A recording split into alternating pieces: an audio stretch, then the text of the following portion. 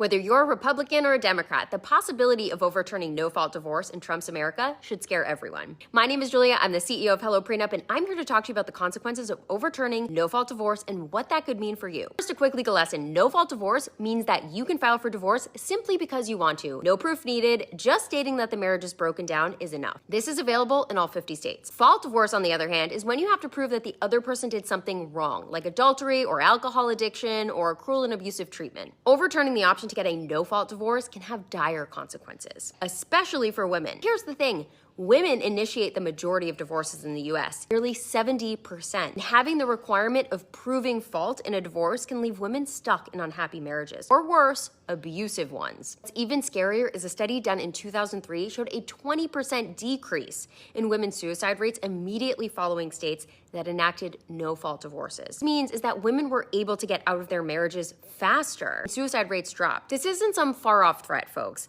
The push to abolish no-fault divorce is happening right now. Oklahoma just tried to pass legislation to get rid of it, and while that attempt failed, other states are eager to follow suit. Texas, Louisiana, Nebraska, and South Dakota have all signaled their intentions to overturn no-fault divorce. Their reasoning? They claim it's about protecting the traditional family. So what can you do? Stay informed, pay attention to what's happening in your state, and let your lawmakers know that you support no-fault divorce. It's crucial for fairness and safety, especially for women.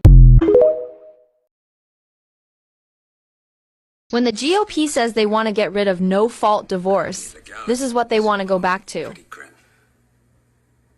Since your husband hasn't deserted you or committed adultery, I think you'll have to try to prove cruelty. He raped her. Is that not cruelty enough? Legally, rape is only grounds for divorce if the husband rapes another woman, not his wife. Also, because you've been married for under 3 years, you will have to prove exceptional hardship or depravity. Like strangling? Pressing his hand on my throat? I certainly think you have a case. You will have to be prepared to go into details in court, and he might contest it. He might even, in theory, choose to defend himself. Well, what does that mean? He would be able to question you in court. The more I learn about the legal system, the more sickened I become. I'm going to get him into court and tell the truth, even if I have to save up my money for 50 years. No, you are, in fact, entitled to legal aid for matrimonial cases these days. And I will help you to find a solicitor. That's why they want you pregnant. That's why they're walking back all of this. Roe v. Wade, contraception, IVF, also no-fault divorce.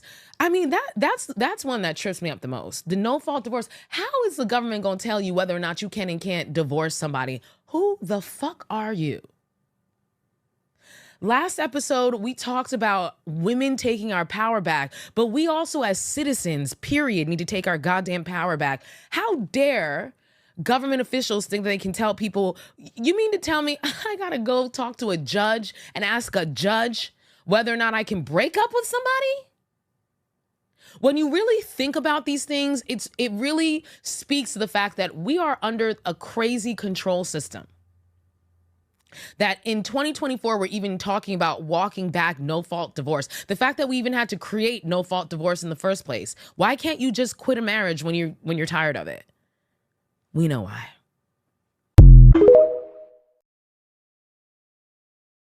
What are you doing? She has that look. What do you need? I will set up in here. Mariel, get me the current legal codes regarding women. And what are you talking about? Think of it. A woman with the right to divorce a man. Think of the freedom that would give women who suffer violence, drunkenness, men rutting on them while sweating and smelling of cheese. It would change the very dynamics between men and women. Also, women as property, that must stop. You must stop this. It is a delirium. Is that not exciting? To change the systems women live by. Take power from men and give it to us. It is easy to take power from men. And sometimes they even enjoy it. But what you must not do is advertise about it, but then their fists come out. He hits me. Approved. But if I leave, I have nothing. You will have half his worth. All women would get half of the estate. Shoot them if need be. I'm free. Of him? Yes. Of life and the possibility of more rib-sticking pain and suffering than you could ever imagine?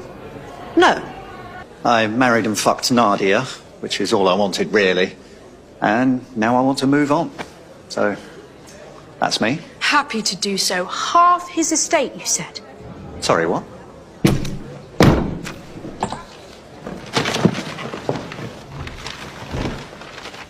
Scalzi.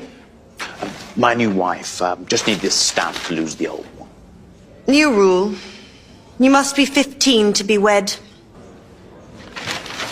Barbaric. Is that all? Seems so. There's something I haven't done. I need to do it. If things keep moving at the pace they are politically, it might soon be a lot harder to leave an unhappy or toxic marriage just because you want to. So for anybody who needs to hear this today, I'm going to share what made me finally realize it was time to leave my marriage. I was crying in the shower after one of many marital fights, and I imagined myself as an old lady on my deathbed. And I thought, if I look back on my life and I stayed in this miserable marriage, I know that I will regret it. I will be full of regret. And I also know that if I can just get through the really hard, icky parts of divorcing with small kids, that I'm going to be so much happier on the other side. And I'm here to report a little more than a year later that I am so much happier on the other side. And it wasn't without its challenges, but now my kids have 2 happy homes instead of 1 miserable one. And just keep in mind, divorce is a very long process, and it's harder to get divorced than it is to get married.